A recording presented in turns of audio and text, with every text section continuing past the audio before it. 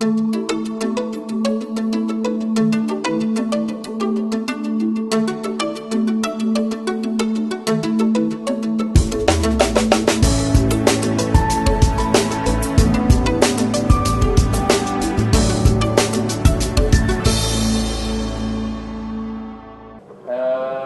satu lagi, trendline itu kebentuk trendline ya, itu kebentuk karena sudah terjadi atau berhentinya support dan resisten, Pak. Ya. Seperti itu. Jadi gini, ini kan di sini dia berhenti, di sini dia berhenti. Kalau kita iseng tarik garis, sama. Ini kan enggak, ya iseng tarik garis, ini resistensi juga. Di sini dia berhenti lagi, ini masih resistensi yang sama, area resistensi yang sama. Oke, kita lihat di sini dia berhenti, titik di sini. Ini kan masih satu trendline kan? Kita tarik trendline dari ini ke sini, kok yang di sini ngikut? Lucunya kan itu kan? Yang ini ngikut kalau kita iseng lagi tarik garis, tuh resistensi juga. Dan kenapa semuanya ngikut? Sampai sini berhenti, sampai sini berhenti, sampai sini berhenti. Semuanya resisten atau support down.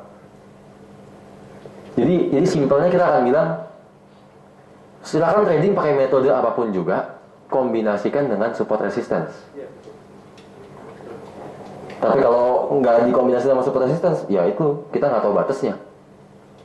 Batasnya itu yang kita harus tahu. Kita follow the trend juga sebenarnya. Bener ya, saatnya memang trennya kuat, kita follow the trend. Tapi saat kita ngerasa trennya ini oke, ada satu titik. Sekarang misalnya kita bilang kita day trade, target kita 50 apa 30 poin. Kita ngejar, ini kan ngejar pas saat retracement atau saat rebound lebih dari cukup. Betul. Dan ada satu titik yang dia turun dalam, kita kan pasti berhenti dulu di supportnya atau di resistensinya. Saat dia berhenti, dia mantul, kita cuma kejar 30 sampai 50 poin, dapat. Memang ada kepuasan tersendiri itu tadi, emang ada itu, unsur itunya ada. Misalnya kontra trend itu gimana ya? Iya, feel-nya tuh enak. Jadi gini, itu kita ngikut, sebenarnya kita juga ngikut trend line juga, trending juga gitu kan. Cuman ngambilnya yang di situ kita tetap patokan support dan resisten gitu kan. Misal, ya kan, ada gambaran kan. Nah jadi bukan kita melawan market juga gitu loh. Jadi tetap semua pada dasarnya support resisten gitu. Jadi seperti ini, misalkan, ya kan? Oke, ya. Kita sebenarnya di sini, ya kan?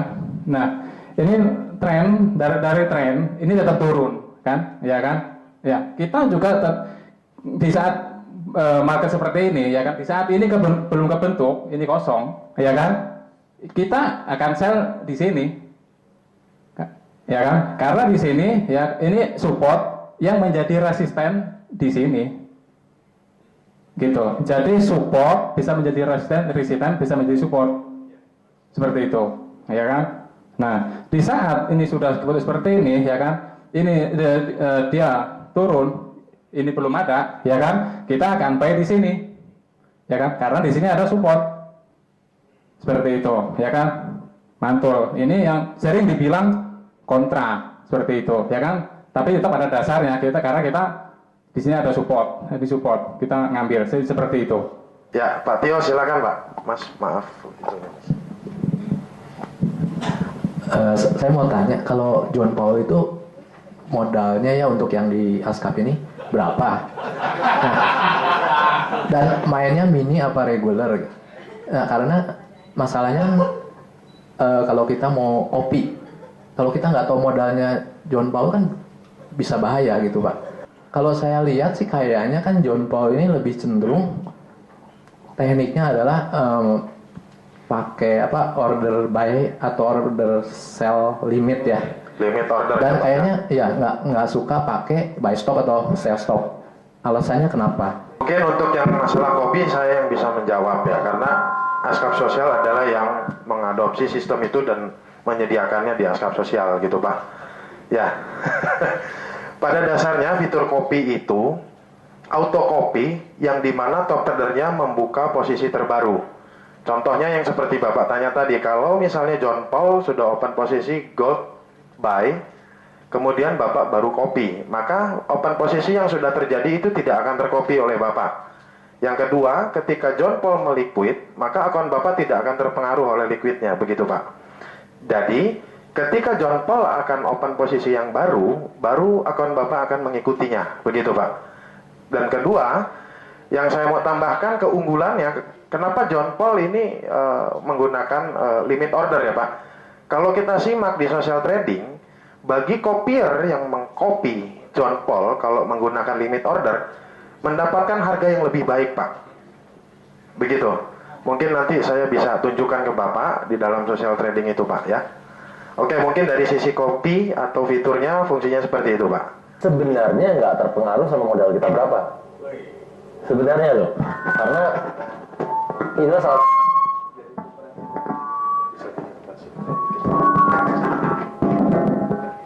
Oke, kita di profile kita ada tulis margin use, yang berarti kita menggunakan berapa banyak margin per trade.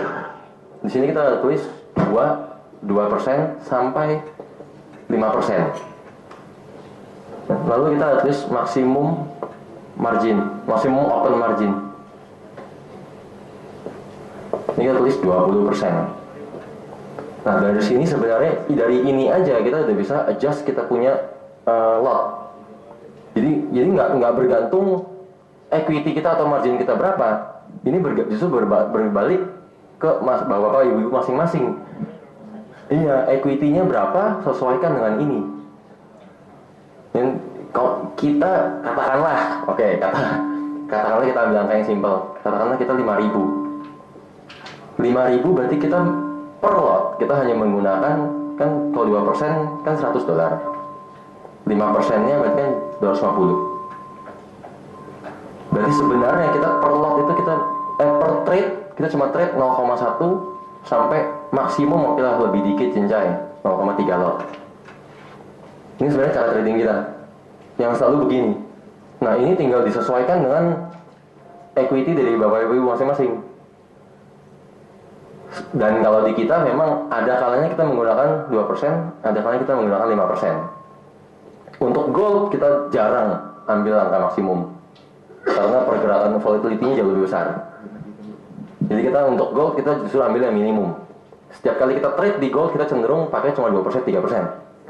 Tapi kalau di forex, apalagi kita ngelihat resiko kita untuk stop loss sangat-sangat kecil, confirm kita pasti masuk 5% lotnya.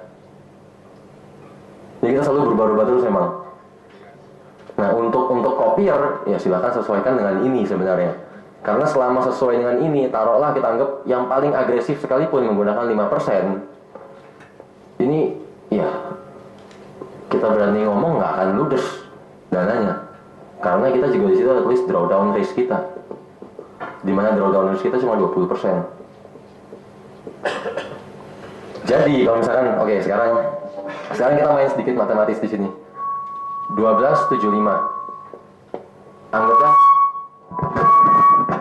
Anggaplah kita buy di sini 0,2 lot.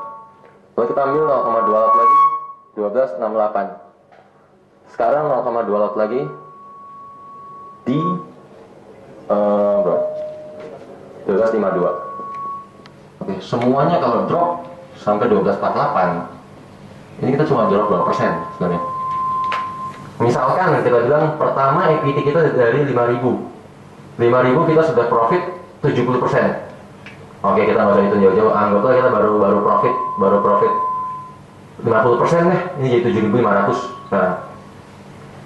Saat dari 7.500 kita menggunakan lot ini drop 20% dari 7.500 kan jatuhnya cuma 1.400, sekitar 1.400, 1.500. Ya, karena kalau misalnya ini, oke, dari sini ke sini, ini loss berapa nih? 40 kali 80. Yang ini kita anggapnya yang ini kita loss $80. Yang ini kita loss 200, 400 berarti kan? Yang ini kita loss hampir 300 berarti. Anggaplah 600. Oke, kalau ini sampai kena stop loss, kita akan drop total 1080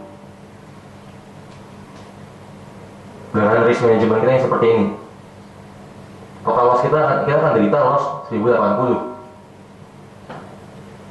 Nah, dari 1080 sebenarnya kan dari 5000, kalau kita 50% aja kita udah sempat plus 2500. Kalau drop 1080 sebenarnya yang kita risk adalah slow profit kita doang kan, bukan modal awal kita lagi. Nah, inilah yang seringkali disalahgunakan sama para kopier.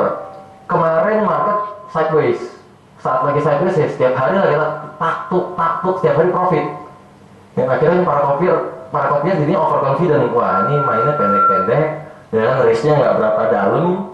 Oke, lotnya gede ini. Jadi sorry to say, kita bilang selama menggunakan 2% sampai 5% kita di satu kapal yang sama. Tapi lebih dari ini, sorry. You are on your own, at your own risk.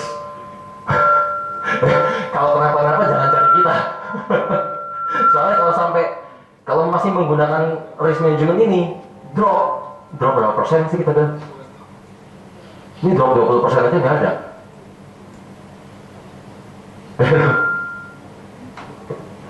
Drop 20% aja nggak ada. Dan kalau misalnya kita bilang ini mungkin harus loss bertubi-tubi berapa belas kali trade baru ludes total.